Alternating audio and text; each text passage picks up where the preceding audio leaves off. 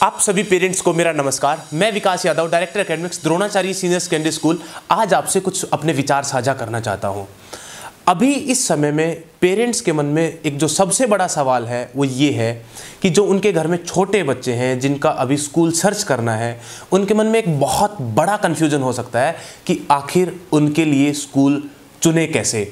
और मैं मानता हूं कि आपके बच्चे के भविष्य का सवाल है और उस भविष्य को ध्यान में रखते हुए हर पेरेंट के मन में ये चिंता है कि उसका स्कूल कैसा होना चाहिए। मैंने देश में विदेश में बहुत सारे स्कूल्स में पढ़ाया, बहुत सारे टीचर्स के साथ बात करी, बहुत सारी मॉन्टेसरी विजिट करी और यहाँ तक कि अपना खुद का करिकुलम बनाया और ये सोच करके लिखा कि वो लोग, वो बच्चे, वो पेरेंट्स जो अपना होमवर्क, अपने बच्चे का होमवर्क घर पे नहीं करा पाते, उनकी किताबें कैसी होनी चाहिए, इसके ऊपर भी बहुत सारा काम किया। मॉन्टेसरी में क्या होना चाहिए, बच्चे को क्या पढ़ाना चाहिए, किस तरीके से सिखाना चाहिए।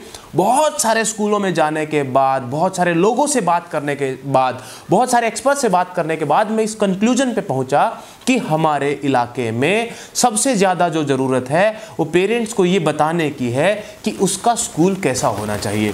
तो एक छोटे बच्चे के लिए आमतौर पर एक पेरेंट्स ये सोचता है कि गांव में एक छोटा सा स्कूल है और वहां चला जाएगा, खेल के ही तो आना होता है, कौन सी पढ़ाई होती है। और बहुत सारे पेरेंट्स ये भी सोचते हैं कि क्यों, किस लिए फीस भरनी है बड़े स्कूल में जाकर के, 400 रुपए लेकर के कोई गांव में बगल में लेडी पढ़ाती है या कोई टीचर पढ़ाता है। मैं किसी भी स्कूल का नाम नहीं लेना चाहता और मैं उनके विपक्ष में भी नहीं हूँ, बट मेरा एक छोटा सा मानना है कि क्या उस बच्चे को वो माहौल मिल पाता है जो उस बच्चे के डेवलपमेंट के लिए अभी चाहिए। और मैं अपने एक्सपीरियंस के आधार पर बताता हूँ आपको कि आज के समय में छोटे बच्चे इतना अधिक सीख सकते हैं जिनकी हम कल्पना भी नहीं कर सकते। वो अपनी वोकैबुलरी जो डेवलप करता है वो पहले स्कूल से डेवलप करता है। उसके मन में जो डर आता है उसके पहले स्कूल से आता है। उसके मन में कॉन्फिडेंस आता है वो पहले स्कूल से आता है। तो हमें 3 बातें मैं बार बार बोलता हूं ध्यान में रखने की जरूरत है। क्या उस बच्चे को स्टेज मिल पाता है, क्या उस बच्चे की फिजिकल एक्टिविटीज हो पाती है, क्या उसके क्लासरूम में उसकी वोकैबुलरी डेवलप हो रही है कि नहीं हो पा रही है। क्योंकि हम उसको छोटे स्कूल में भेजते हैं जहां पर उसकी सिर्फ और सिर्फ राइटिंग स्किल्स के ऊपर ध्यान दिया जाता है और पेरेंट्स इस बात पे असेसमेंट करता है कि उसको उतना लिखना आ गया। मैं एक छोटा सा सवाल पूछता हूं, ये बहुत बड़ा भ्रम है हम लोगों के बीच में कि हमारे बच्चे को A to Z आ गए। और आप उन सभी बच्चों को पकड़ करके देखना जिनको पहले से, मतलब अर्ली ईयर्स में A to Z आते थे, काउंटिंग आती थी, ऐसे श्रेय तक सब लिखना आते थे, अभी अल्टीमेटली उनका स्कोर क्या है। और मैं ये भी बता देता हूं, हर बच्चे को अल्टीमेटली एक न एक दिन ये सब आ ही जाना है। A to Z आ ही जाने हैं, ऐसे श्रेय तक आ ही जाने हैं, काउंटिंग आ ही जानी, आपको भी तो आती है। तो ऐसे ये बड़ा मुद्दा नहीं है। मुद्दा ये नहीं है कि उसको लिखना, और लिखने की तो बात छोड़िए, कुछ समय के बाद लिखाई ही चली जाएगी। आज के टाइम पे लिखाई की जरूरत क्या पड़ती है, जब आपके बच्चे बड़े होंगे 12 साल के बाद, क्या पता उनको पेन पेंसिल पे पेपर देने की जरूरत ही ना पड़े।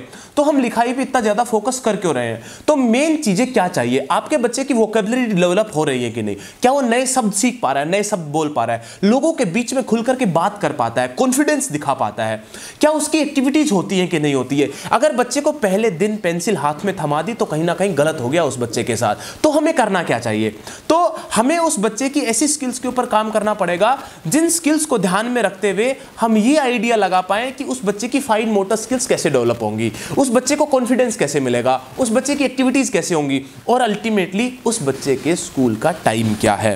तो इन सब बातों को ध्यान में रखते हुए मैं आज आपसे बात करना चाहता हूं द्रोणाचार्य मॉन्टेसरी विंग की, जिसको हम रीडिजाइन कर रहे हैं, कंप्लीटली रीडिजाइन कर रहे हैं।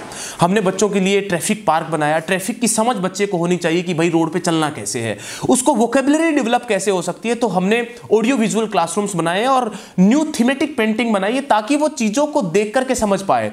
बच्चे की वार्म अप एक्सरसाइज हम सुबह सुबह डेली कराते हैं ताकि उसको डेली रिकॉल करा पाए। और ऐसा बिल्कुल भी नहीं है कि हम एक बच्चे को कोई भी चीज पढ़ाएंगे और उसको आज एकदम से याद हो जाएगी, ऐसा कभी भी नहीं होता। तो होता क्या है, मैं बताता हूं आपको।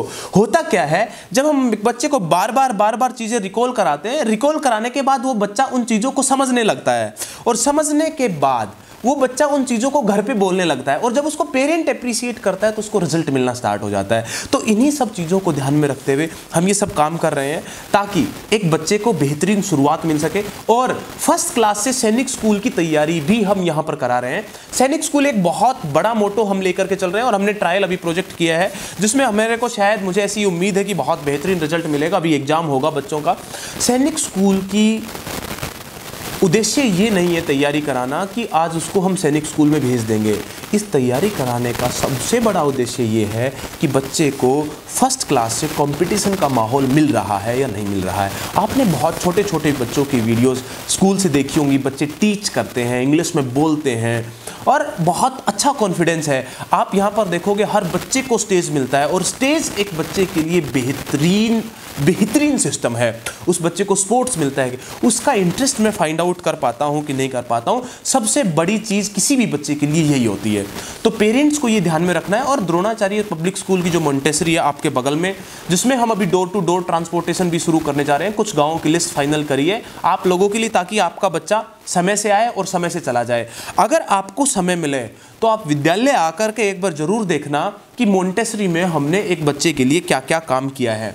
मैं आपको चैलेंज के साथ कहता हूं कि अगर आप अपने बच्चे के लिए इंटरेस्टेड हैं तो एक बार आप द्रोणाचार्य पब्लिक स्कूल मोंटेसरी जरूर विजिट करें and you will feel the difference. और आप, मैं ये नहीं कहता आप यहाँ पर एडमिशन कराओ, आप कहीं पे भी एडमिशन कराओ, डिसीजन आपका है। बट द थिंग इज कि आप एक बार आओ, मेरे साथ मिलो, बैठो, बातचीत करो, आपको एहसास होगा कि हाँ मोंटेसरी में क्या होना चाहिए और सच में यही होना चाहिए जो उस बच्चे के लिए बेहद जरूरी है। तो डोर टू डोर ट्रांसपोर्टेशन हम इस बार शुरू कर रहे हैं ताकि बच्चों को कम समय में घर पे पहुंचाया जा सके। और कम समय में डोर टू डोर ट्रांसपोर्टेशन देने का मतलब ये नहीं कि वो कम समय में आएगा और चला जाएगा। इसका सही मायने में मतलब ये है कि उस कम समय में विद्यालय चीजों को किस तरीके से प्रिपेयर करेगा ताकि उसका काम भी कम हो जाए और जितना काम उसको कराना है उसको करिकुलम डिजाइनिंग उस हिसाब से होना चाहिए कि जितनी चीजें उसको पढ़ानी वो सारी बता भी दी जाए और पेरेंट्स को बड़ी आसानी हो जाए चीजों को कराने में। वो घर पे जाए, फटाक से बच्चे का काम करा दे।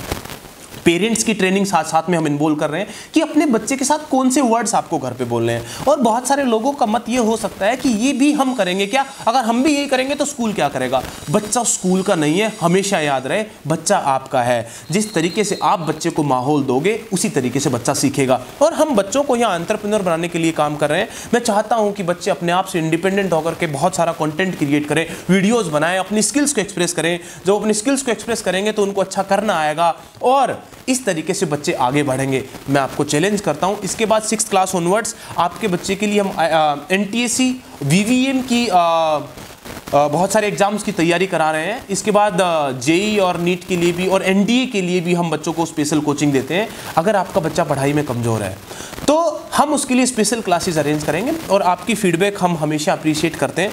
आप आइए, हमारे को अपनी फीडबैक दीजिए, हमें बताइए कि ये आपने गलत किया। अगर आप गलत बताओगे तो मैं उसको भी ठीक करने का आपको प्रॉमिस करता हूँ कि हम उसको भी ठीक करेंगे।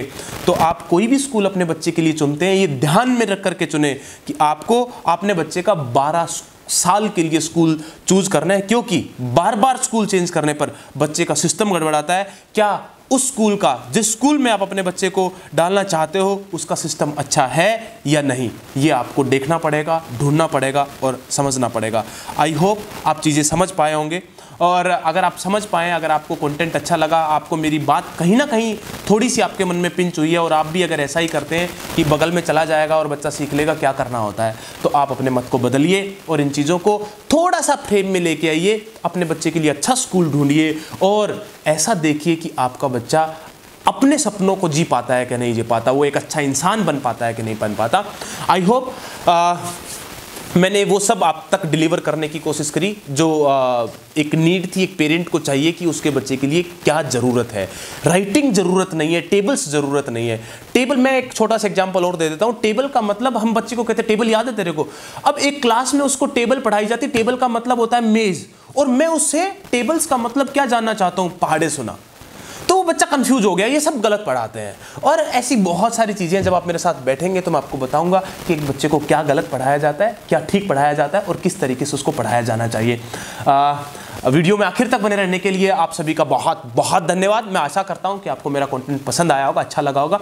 Thank you so much. और इस बात को उन बच्चों तक जरूर पहुंचाएं जिन लोगों को ज़रूरत है, जिन लोगों को आज स्कूल चाहिए, जिन लोगों को अपने बच्चे का एडमिशन कराना है। आप आइए, विजिट करिए, एक साथ काम करने का मौका मिलेगा। Thank you so much. जय हिंद।